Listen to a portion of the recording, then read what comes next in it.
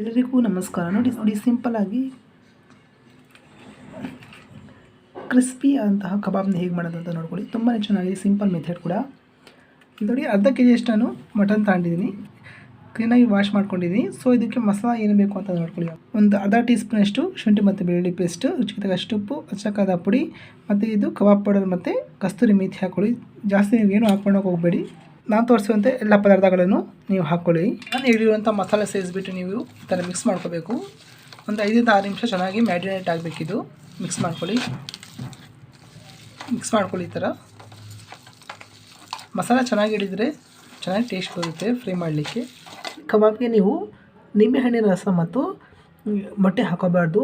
In case ನೀವು ಮೊಟ್ಟೆ ಹಾಕಿಬಿಟ್ರೆ ಕ್ರಿಸ್ಪಿ ಬರೋಲ್ಲ. ಇದು ಮಟನ್ ಕಬಾಬ್ ಆಗಿರೋದ್ರಿಂದ ಸೊ ಕ್ರಿಸ್ಪಿನೆಸ್ ಬರೋಲ್ಲ. ಸೊ ನಿಂಬೆಹಣ್ಣು ಹಾಕ್ಕೊಂಡ್ರೆ ಬೇಗ ಬೇಯೋಲ್ಲ. ಸೊ ಎರಡನ್ನೂ ಸ್ಕಿಪ್ ಮಾಡಿ ನೀವು. ಈ ಸ್ಟವ್ನ ಆನ್ ಮಾಡಿಬಿಟ್ಟು ನಾನು ಒಂದು ಕಡಾಯಿ ಇಟ್ಕೊಂಡಿದ್ದೀನಿ. ಕಡಾಯಿಗೆ ಆಯಿಲ್ ಹಾಕ್ಕೊತಾ ಇದ್ದೀನಿ ಹಾಫ್ ಫ್ರೈ ಮಾಡ್ಕೊಳ್ಳಿಕ್ಕೆ. ನೋಡಿ, ಕಾದಿರೋ ಎಣ್ಣೆಗೆ ನೀವು ಈ ಥರ ಕಬಾಬ್ನ ಬಿಟ್ಕೊಳ್ಳಿ.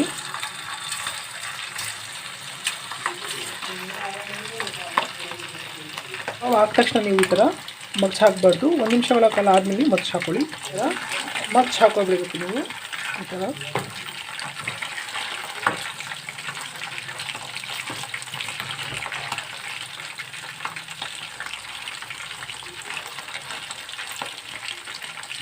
ಮಟನ್ ಕಬಾಬ್ ಬೇಗ ಬೇಯೋಲ್ಲ. ಸೊ ನೀವು ಸ್ವಲ್ಪ ಹೊತ್ತು ಜಾಸ್ತಿ ಸಮಯ ಕೊಡಬೇಕು ಇದಕ್ಕೆ ಬೇಯಲಿಕ್ಕೆ.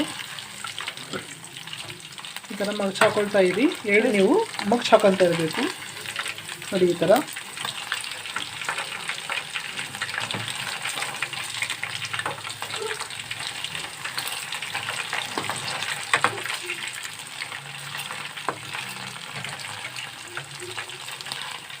ಕ್ರಿಸ್ಪಿ ಬರೋವರೆಗೂ ನೀವು ಫ್ರೈ ಮಾಡ್ಕೊತಾ ಇರಬೇಕು. ನೋಡಿ ಈ ಥರ ಮಗ್ಚ್ ಹಾಕ್ಕೊಳ್ಳಿ ಎರಡು ಸೈಡು.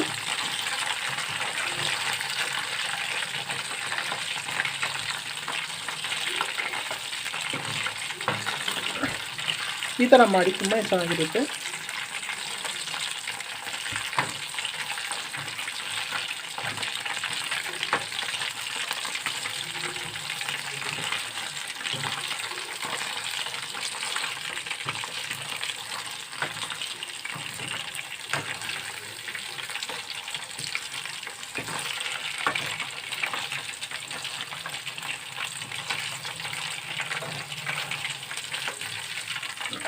ನೋಡಿ, ಇಷ್ಟಾದರೆ ಸಾಕು.